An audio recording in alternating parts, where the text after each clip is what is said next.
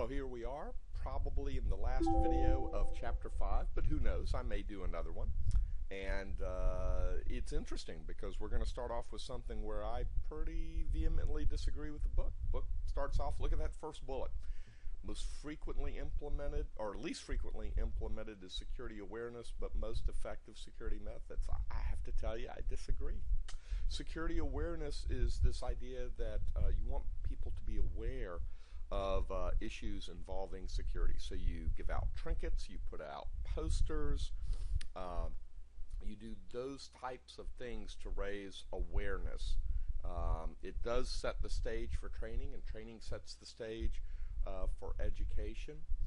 It does, at the most primitive of levels, remind users of procedures to be followed, because it's got to be captured in some little half sentence or something, in a poster or on a trinket, think security, that sort of stuff.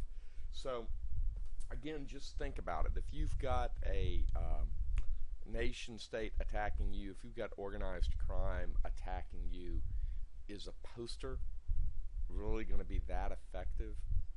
Nah, it's not.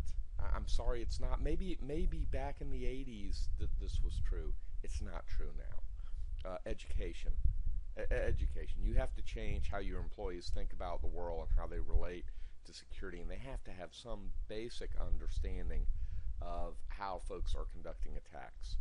All right, well, there we go. We started with a disagreement. Hopefully you understand why security awareness is important, but not nearly as important as training, and not nearly as important as education based on the threat that we have today.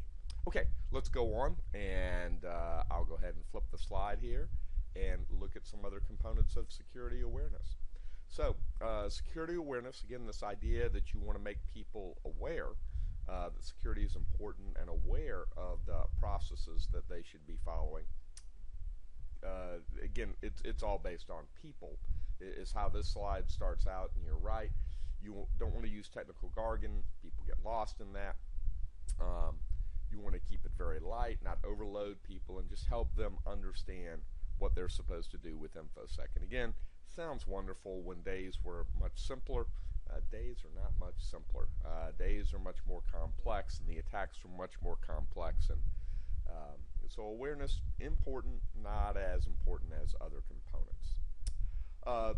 Take advantage of your in-house media. Do plan it, and you want to have that information out in time as it's rolled out. So let's look at some other components here. Here are the 10 commandments of security awareness.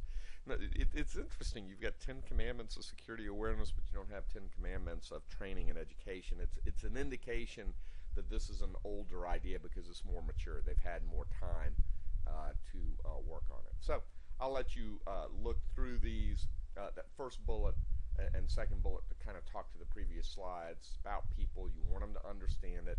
You got to get it out there so they can see it.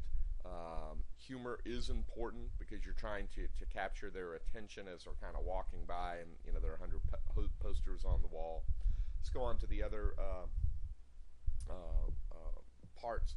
First bullet again goes back to, this has got to be short and very pithy. It cannot be long. You don't have that much. You're not going to write a paragraph. You're going to write a sentence. So you have to make the point, support it, conclude it all within one sentence or two sentences. I always like that third bullet, ride the tame horses. In other words, emphasize those things that people have a grasp on. But again, so you're not going to be talking about zero-day attacks, because the awareness isn't going to be effective in those zero-day attacks. Formalize your training methodology we talked about earlier. Here we go.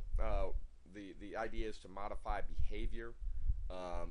It's only going to modify it at a very primitive level, so there are some limitations here, like choosing good passwords. I mean, that may be some subject of a security awareness, or protect your password.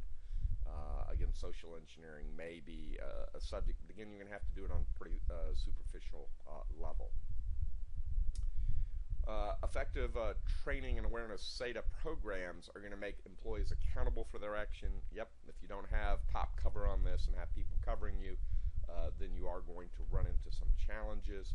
That enforcement of policy is going to be, you want to demonstrate it, actually have some sacrificial lambs, if you will, if you go along, to make sure that people are following it, or otherwise people are not going to pay attention to your particular policy, procedure, or standard.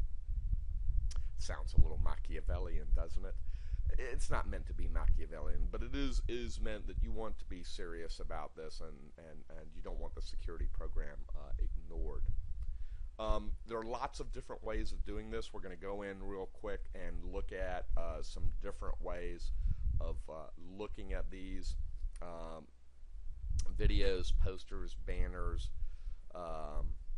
Computer-based training is actually training, not awareness, but okay. Lectures and conferences are typically training and awareness. They're not, or I'm sorry, training and education. They're not awareness.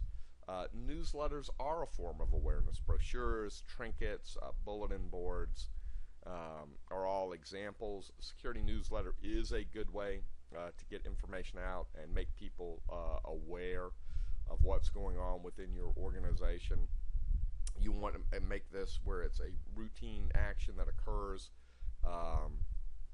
periodically, that they can look at it and understand what's going on in security, a calendar of security events so that folks can see when new events are going to occur. Here's an example of a newsletter. If you Google on the web or Bing on the web, you can find tons of these out there. Posters are another way of doing this. They can be very expensive if you go professional, but if you do them in-house, pretty much anybody can do them with modern software.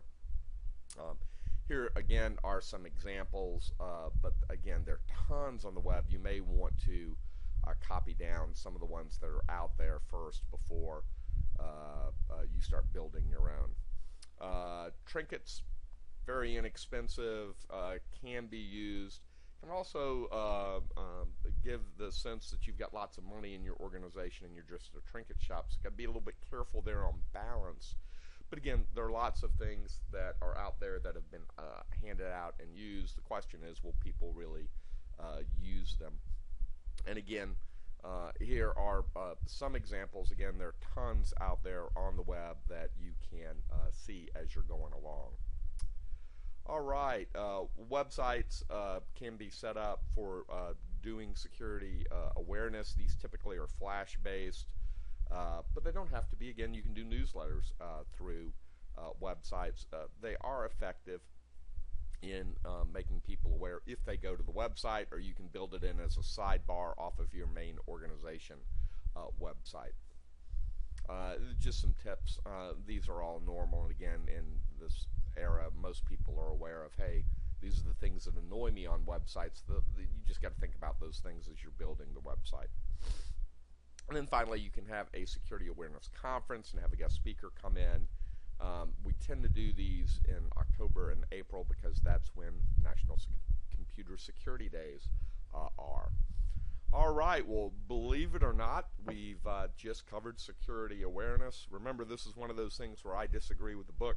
The book says, hey, most effective, least implemented. It's least implemented because it's not most effective against a nation state and against a organized crime unit. Now, having said that, do keep in mind that it is a component, and you don't want to completely not do awareness.